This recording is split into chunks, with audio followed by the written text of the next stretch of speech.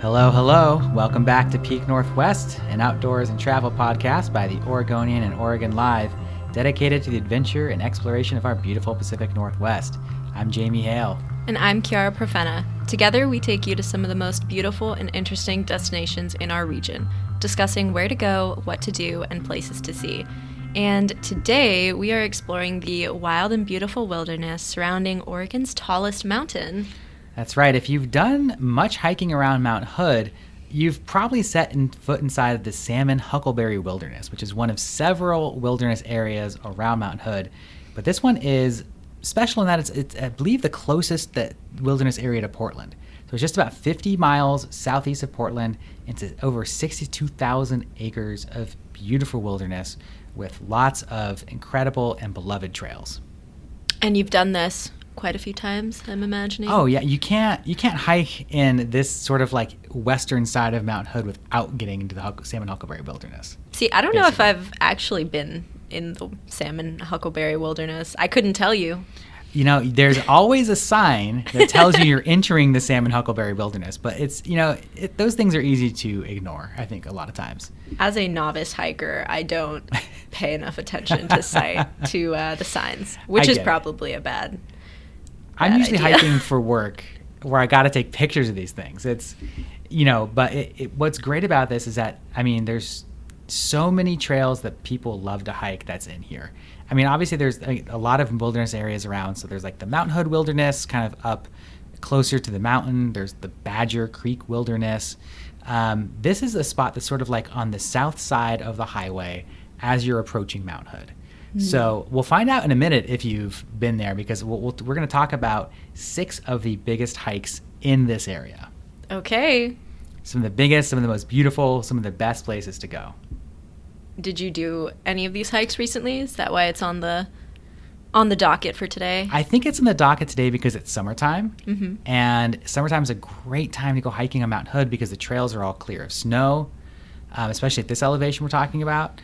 And if you're wanting to just like get out of the city and you want to get into like wilderness, and wilderness areas are like, areas that have specific regulations where you're not allowed to have like, mechanical transport. You can't bring bikes into there. It's like if you want to, cut down trees, you have to have like hand carts and like axes and stuff. It's really specific about what happens in wilderness areas and what doesn't. So it's not that it's like any more special than other forests. It's just left alone to a greater degree. Yeah, a little more nature-y. That's another way to put it. Yeah, a little more nature-y. Exactly. Okay, so let's get into some of these hikes. What's first on your list? I think the first one I want to talk about is the most popular one, and maybe the one that you might have been to if you've been to any of these. We'll see. Okay. This is the Salmon River Trail. I'm looking at you. I can't tell you if the name rings a bell. I'm going to be honest. I don't write down my hikes by name as I complete them. This one's pretty well known. Okay. Like if you feel like if you're going to the Salmon River Trail, you're going to like the Salmon River Trail. I'm like, I wonder if the one time that I know that I've been hiking in that area is, and I can't remember if I went to, it was Mirror Lake or Trillium Lake. Okay, well, at least one of those is going to be in a hike that we talk about today. So we'll see. We'll see. If it's the one. Okay. But the Salmon River Trail, this is like the spot to go if you want to get like that like, forested spot where you can like hang a hammock. You can backpack there. You can put up a tent. It's right beside like the rushing river. You can get some like good views if you hike up a little farther. It's like trees, river, perfect. It's like a beautiful, beautiful spot. Big, tall trees, lots of cool plants, like relatively family friendly, depending on like your family and what their abilities are. But like definitely a spot that people will take their kids to. How long is this hike? Is it different options or kind of like a different loop? options? It's like there's a big long trail that goes and goes and goes. There's kind of like a day hike a lot of people do. This is what I've done there before. That is like basically 8 miles in and out.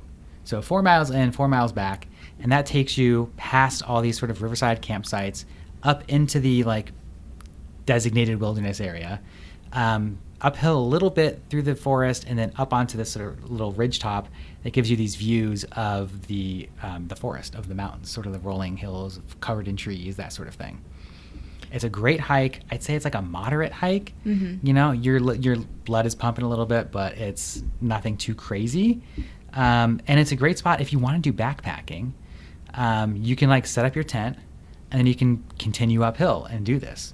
You know, you can have a little day trip. So you want to like backpack for 2 nights, and in that full day you have a little hike. Take your time. No big deal. Sounds like a good little plan for an afternoon or a whole day kind of thing, sounds like. Yeah, or a couple of days even. This is a spot that like, I feel like if you want to do some beginning backpacking, you don't have to hike in that far to get to the campsites. It's just, I want to say like a mile or 2. It's really not that bad. So, you know, if you're wanting to try it out, if you're like, you've never done it before, or you have kids who want to do it for the first time, this is such a good spot to do it. I think because of that, this is also a pretty crowded trail. And I think the caveat for like all the hikes we're talking about today is that it's the wilderness area closest to Portland. You're going to find people there. Fair. To differing degrees. But this is one that like people will go to. Do not go there on a weekend in the summer and expect to be alone. Is it so crowded that it's not enjoyable on a weekend in summer, or is it? I'll be honest, I don't go there on weekends in the summer. Okay. I've heard people talk about it's like hard to find parking sometimes. I mean, like with anything, once you get out hiking, you can separate from the crowds a little bit. It's not a huge deal. I went there kind of in the early part of fall, before the snow came back, and it was crisp and perfect and beautiful, and it was like a Tuesday, and there was hardly anybody there. So this is also a great sort of late season option. If you happen to have a weekday free in the off season, definitely this is such a good go-to spot. But once you get the ice and the snow coming in, I don't recommend it for anybody because there's like some rocky areas you have to hike over to get into the trail, and it's pretty slippery in there, I think, if it's icy. So do mind that. This is like a nice season trail. Right. So this is like peak time to be going out there on most of these trails. Yeah, exactly. You can, wade into the river a little bit as long as it's not rushing too high and it's not too cold. You can get the river, get your little shady spot. Again, bring a hammock. Oh my gosh, come on. Read a book, hang in a hammock by the river. That sounds so dreamy. It's perfect. Yeah. So are all of these hikes like kind of going to be on the same road to get to, or are they kind of all over the place? I mean, the road that connects them is US 26. That will take you across Mount Hood, right? Right. So that is it. These are all basically on the south side of 26 for the most part. You're typically taking a little back road, a little forest road to get there. A lot of them are paved, not all of them are. There's various little ways to get in and tuck into these little pockets of wilderness. Gotcha. But you're just kind of heading in that direction. Mm-hmm, exactly. So the second hike I want to mention is definitely another popular one. This is the Tom, Dick, and Harry Mountain hike. Fun name. Fun name. And the starting point is, you guessed it, Mirror Lake. Ooh, okay. So I'm trying to figure out how to explain Mirror Lake versus Trillium Lake to you. I literally pulled up a picture because I was like, can you tell me what lake this is by looking at it? Boy. I want to say that's Trillium Lake. I'm looking at this picture. I think that's Trillium Lake. So maybe I haven't been here. It's a beautiful, beautiful spot. Mirror Lake is gorgeous. Again, this is another popular one. We're starting with some of the popular ones, and they're popular for a reason because they're really, really great. Yeah. Starting at Mirror Lake, you get these great views of Mount Hood. And then the hike itself is about, and again, sort of 8 miles out and back. There's some options for loops here to do a little bit longer, but this is what the folks at OregonHikers.org recommend, and I always cede to what they recommend. It's, and again, sort of a more moderate hike. There's some elevation gain. It's not too crazy, but this is a hike that just sort of takes you past the lake, up into the mountains, and gets you a good view of some of these, these sort of rolling hills over by Mount Hood. Gotcha. And this one, do you go like straight through Mirror Lake, or does it like loop around? You can do, what this 8 mile hike is adding on a loop around Mirror Lake. Gotcha. Because why not? If there's a trail all the way around it, and it's a small enough lake. That is a hike I've done, is a loop around Mirror Lake, and it's lovely. It's beautiful. So just a really, really nice spot. It kind of takes you, this trailhead is like right off US 26. It's a really popular sort of snow park area also.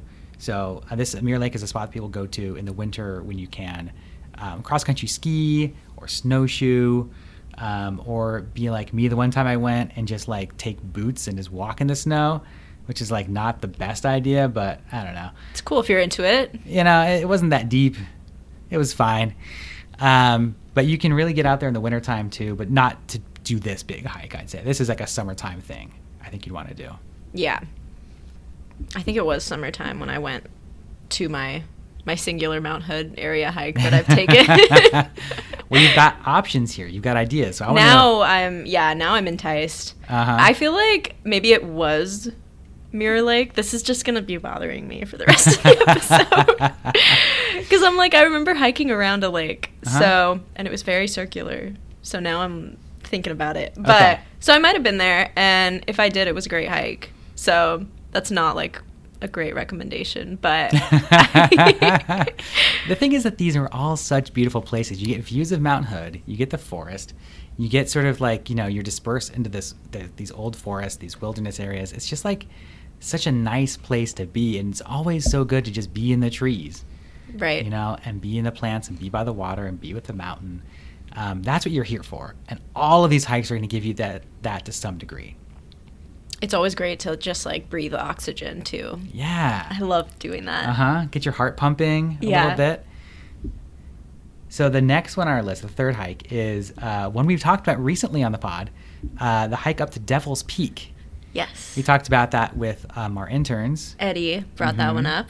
Exactly. There's a nice old fire lookout that is decommissioned, I believe, at the top of this peak, and some great views up there too. Some really, really spectacular views of Mount Hood. This is an easier hike because the trailhead is higher up. You're not like hiking from 26 up onto the peak. You can kind of drive up a ways. So from there, the hike is like, depending which way you go, like 3 or 4 miles or so round trip. So and the elevation gain is pretty minimal. We're talking like 660 feet or like 990 feet. That's not much. So this is definitely a more family-friendly one you can do. It's shorter, it's easier, and it's like got a cool thing at the top. It's exciting. Sets it apart. Yeah. Exactly. So I think Devil's Peak is really, you know, if this is one at the top of my list that I've not done. Okay. Especially after hearing Eddie talk about it, I was like, I gotta check this place out. I love getting that, you know, a picture of the fire lookout with the mountain in the background. You know, it's always very cool to get that kind of look. That does sound like a fun one. And 3 to 4 miles, that's nothing. Yeah. Oh yeah. Easy morning walk. That's like you can do that in like an hour or two. Yeah. Maybe. A couple hours, yeah. Depending on how fast you walk. If you're speed walking, no.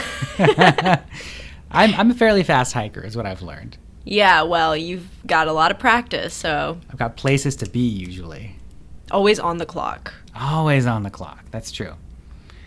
Our fourth hike here is one I have done. It's Huckleberry Mountain.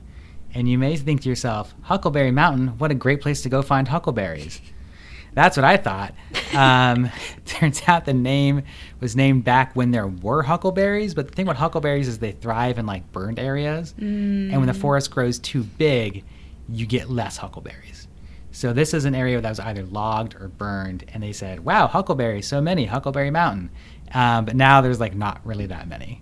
Darn. There were some. Okay. But there's always huckleberries up in this area. Minimal Huckleberry Mountain. Yeah, that's what they should call it. But this is a really cool spot in that it's pretty close in. It's over in kind of the rhododendron Welch's Mount Hood Village area. And the way you access it is from the Wildwood Recreation Site, which is a really good, it's not in the wilderness, but this is like a good family-friendly place to hike. It's a lot of paved trail, which is good for mobility devices or strollers. A lot of like picnic areas, riverside areas. There's a cool salmon underwater viewing chamber. Ooh. Which is very fun. That's exciting. And so there's all of this, and then, you know, connected to it is the Huckleberry Mountain Trail. So since we're in the Salmon-Huckleberry Wilderness, do you think this is the only hike where you could see salmon and huckleberries? Wow, great question. I think no. I think the Salmon River Trail, you could probably see both also. Okay. Oh, I like that it's the two with the names. Maybe. Salmon and Huckleberry. Anywhere you've got a decent waterway, you can probably see salmon during certain times of the year, and huckleberries are pretty much everywhere at this elevation. You'll find a lot of red huckleberries. This is just like, if you're like looking for huckleberries, you think about them as sort of the blueberries. Right. Little tiny blueberries, and those are up there, but there's little tiny red berries as well. And I know people think red berries, I don't want to eat them. But if you know, like, Google it real quick before you go, because they're really tasty, and you can find them everywhere. I don't think I know what huckleberries look like. We're going to have to, I'll show you a picture here. We can probably put one up here. But, like, this is a picture of a little red huckleberry. Oh, cute. They're kind of blueberry shaped. Yeah. But smaller. That does look like it would poison me, to be fair. Yes. But they won't. They're very sweet and delicious. Always, like, know your berries. That's right. Exactly. Life tip. So the Huckleberry Mountain hike is a bit longer. We're talking like almost 12 miles up and back, going from like the beginning of the Wildwood area up to the top of Huckleberry Mountain and back. I call this sort of a moderately difficult hike. So, like, you know, if you're a hiker, like an average hiker, it's a little bit of a leg burner. Mm-hmm. It's not going to kill you, but it's definitely going to be a little bit of a challenge. That's a long hike. Mm-hmm. So maybe don't bring your kids on this one. Unless you got kids who are good at hiking. I've seen people take their kids up some steep trails. That's true. Kids are very agile. I could see them being able to climb things that normal adults can't. If I remember correctly, there's one area near the top of this that's like a little steep, a little tricky. It's one of those ones where you can really fall easily. So something to be aware of there. Yeah. But a really great spot for sure. Great views of Mount Hood at the top. So the fifth hike on our list is a spot called Hunchback Mountain. This is one that I have not been to, but I've definitely wanted to. This is sort of a more difficult hike. This is we're getting into our harder stuff, right? We've kind of, I think, throughout this been going, not entirely, but sort of easier to harder. And this is definitely one of the harder hikes in this. So an in and out hike, it's about 9 miles. And you're gaining like over 3,000 feet of elevation in that time. It's pretty tough. I've not done it, but it's kind of up in the wilderness, and it's just like it takes you on this long uphill kind of zigzag switchbacky thing up to this ridge point. And you kind of can walk along this ridge up to this place called Great Pyramid, where you get some supposedly really great views. I'm seeing some pictures here on Oregon Hikers that are showing it in the snow, which does seem like a little insane to me. So definitely, you know, this is like a good summertime hike. You know, because it's going to be higher up, you're going to get some of that earlier snow sooner. So make sure you do this at least, you know, summertime into like early fall. Mm-hmm. Once you start getting into like October, November, it's maybe a little bit dicey. Yeah. Is this maybe the most challenging on your list? This is the most challenging we're talking about today. Okay. Certainly. Yeah. Expert hikers. Listen up. I would say this is definitely a difficult hike. Just looking at it here and having not done it, it does seem difficult. So, you know, keep that in mind. I mean, one thing to think of too here is that if you are someone who is an expert hiker, who does want to do longer, more challenging hikes, a lot of these trails are interconnected. Like, you get to the top of Huckleberry Mountain, you can keep going. And there's more stuff there. And a lot of these trails, like, you can go backpacking back there. You can find, you know, spots by lakes and these dispersed areas where you can set up a tent, and you can go hiking for days around this wilderness. So you don't have to just stick to these in and out hikes. But I think for most people, that's what we're talking about. We're talking about day hikes, right? Yeah. So possibility of getting lost? Yes, high. Okay. High. In some of these areas. I mean, this again, you know, bring your trail maps. Make sure you know where you're going. Have the right supplies. We're talking about, you know, the 10 essentials. Shelter and food and water and a good pair of shoes. I don't want to see anyone out there in flip-flops holding one little plastic bottle of water. Let's bring your day pack and put the stuff in it. Always practice safe, responsible hiking. You've got to. You've got to. But you see this, when it's so close to Portland and it's so close to like Mount Hood, people say, oh, there's a trail here. Let me just go off and hike it. And I don't want to go off on the, you know, preaching the safety, but like you've just really got to bring your stuff with you. I always have first aid with me. I always have a bunch of water. I don't want to overload myself, but like having something there with you is very important. Right. Absolutely. So the last one, the sixth one I want to talk about is the Eagle Creek Trail. And it's not the Eagle Creek Trail that you may be thinking of. I wasn't thinking of anything, actually. This is new information for me. There's the famous Eagle Creek Trail in the gorge. That's full of waterfalls. It's got, you've got Punch Bowl Falls, and you've got like Tunnel Falls, and it's just like this waterfall wonderland. This is a different trail by the same name. They're not connected. They're not related. They're in different U.S. Forest Service like management areas. This is just a little place where if you want to like really get away from the crowds, a lot of these places we talked about, like we said, get very crowded very easily. The Eagle Creek Trail is not. And when I wrote about this trail a few years ago, I got some angry emails from people saying, well, now it's going to be crowded now that you talk about it. But guess what? It's not. Because there's no big mountain views. Mm-hmm. There's no waterfalls. There's not a lot of like anything wow and special about this. It's just like a quiet hike through the woods, through the wilderness, along this sort of Eagle Creek. And this is another one that, because it's kind of like an out and back and there's not really any big destination, your mileage really varies. So you can go up to 13 miles, or you can just hike a couple miles in and out. But this is just, again, if all else fails, you can just take the little back roads over to the Eagle Creek Trailhead. It's a tiny little trailhead if it's maybe like 4 cars. But it's just a nice little spot if you just want to kind of get away from it. So why did you write about this one? What was the pull there? I thought that it was funny that it was called the Eagle Creek Trail, but it wasn't the famous one. It's like there being another Multnomah Falls somewhere, mm-hmm. which there is in Washington, actually, but neither here nor there. This is Oregon. Yeah, right. So I was like, and it's so close to the famous Eagle Creek Trail.